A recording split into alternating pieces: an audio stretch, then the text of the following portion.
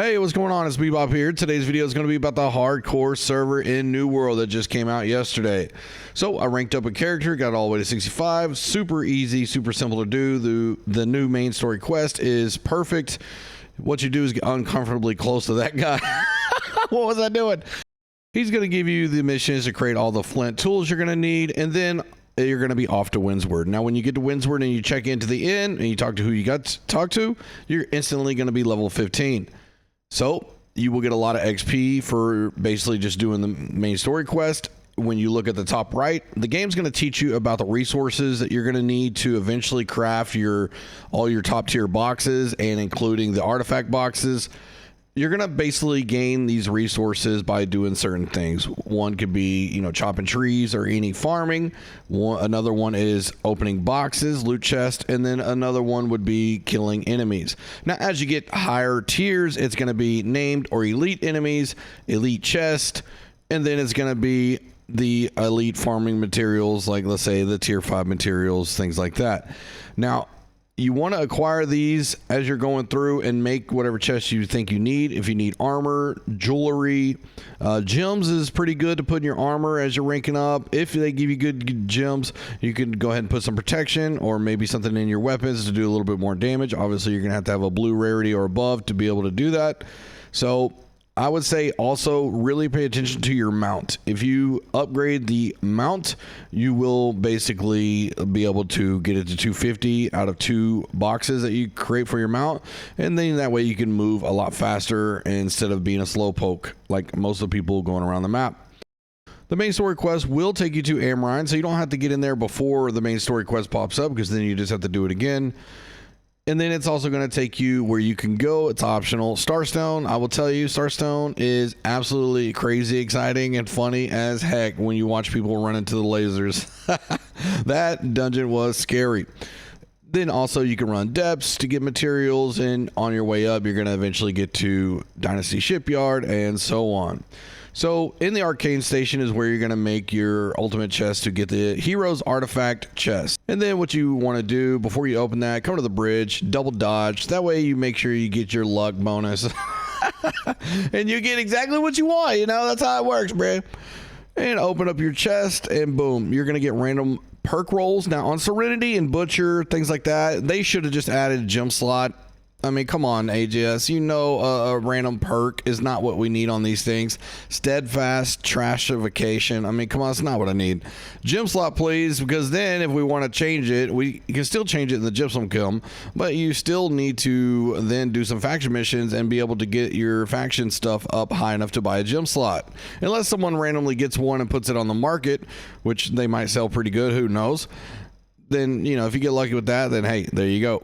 Some of the artifacts you get will have some BIS perks on there, and that is really exciting when you get that.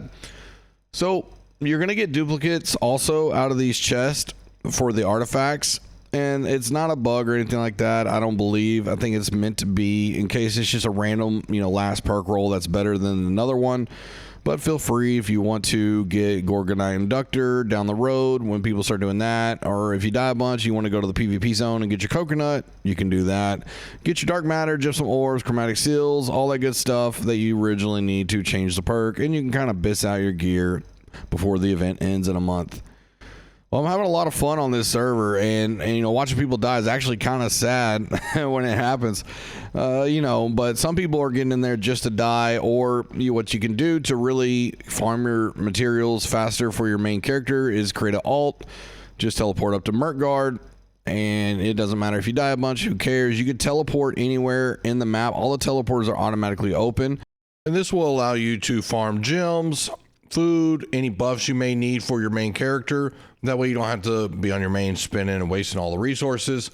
That all will help out with that. Every day, I believe it's 80 material that you can get, and I really don't think that needs to be in the game. I think that just, hinders the fun of the server, which they did a great job pretty much everywhere else.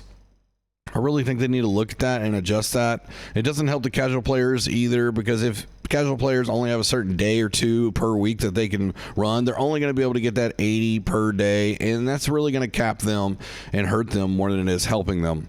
So hopefully AGS takes that into consideration. A lot of people are complaining about it.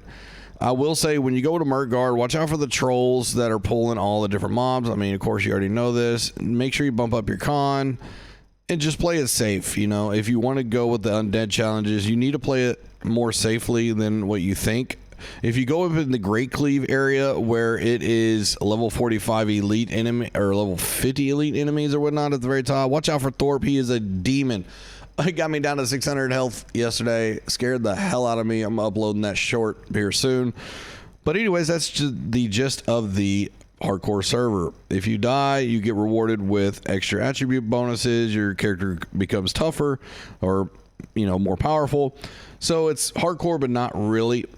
And if you want to go for the undead challenges all the way up, you're going to have to buy the season pass to be able to unlock some of those rewards. Not a fan of the paywall either, but it is what it is. I had a lot of fun. Don't want to make the video too long, and it's good to be back. Thanks for everybody stopping by the stream here lately, and I will be streaming Dune tomorrow and on through, so feel free to stop by. I stream on Twitch, not every day, but, you know, most days, and you can check me out at different times. You know, I got a crazy sleep schedule, so my times vary. Usually it's in the central time of 11 a.m. to 2 p.m. and then in the evening is around 7 p.m. to like 10 or 11 p.m. So feel free to stop by and say what's up. All right, check y'all in the next video. Later.